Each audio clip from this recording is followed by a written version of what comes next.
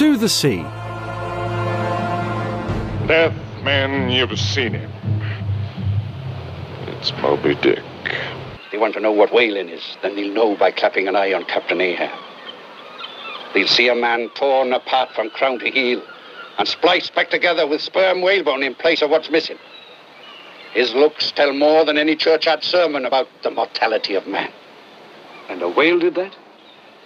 A whale as big as an island. Melville spent a lot of time working at sea when he was young. His most famous story, Moby-Dick, was inspired by his year-and-a-half-long voyage on the whaling ship Acushnet. It was also influenced by real-world events, like the story of a ship called the Essex. It sank in 1820 when it was attacked by a whale. There was also the 1830s killing of a white sperm whale called moby-dick. Are ye man enough to pitch a harpoon down a live whale's throat, then jump after it? Well, I am, sir, if it should be absolutely indispensable that I do so. Well, I'll tell ye this much. There's death in this business, and it can bundle a man quite quickly into eternity. Does that frighten ye?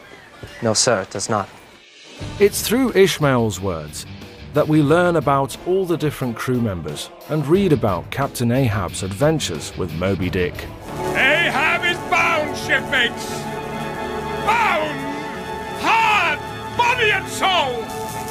Life and lungs! And ye are all bound with the same oath! Make no mistake! Ahab has 40 years of whaling experience, but he is a tough captain and a difficult person. Set sail, Mr. Starbuck! We wasted enough time. Aye, aye, right away, sir. Ever since he lost a leg to Moby-Dick, his goal has been to get revenge. Aye. It was Moby-Dick that tore my soul and body until they bled into each other.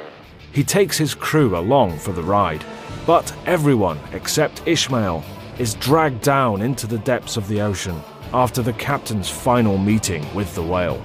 The drama's done. All are departed away. The great shroud of the sea rolls over the Pequod, her crew, and Moby-Dick. Moby-Dick is not your average marine mammal.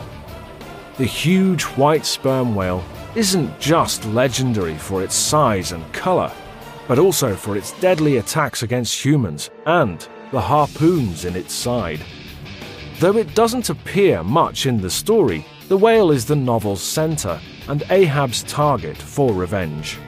And I will chase that white whale round Good Hope and round the Horn, around the Norway maelstrom and perdition's flames before I give him up.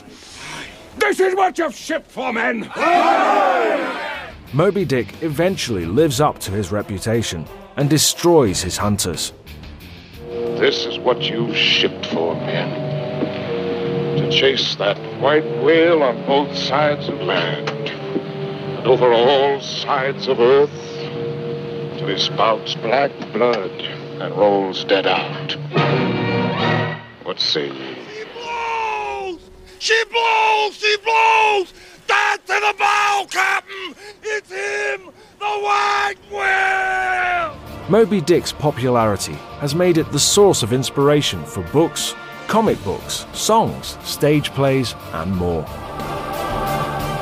Two of the most well-known adaptations feature Gregory Peck in different roles: the 1956 film and a 1998 TV miniseries starring Patrick Stewart.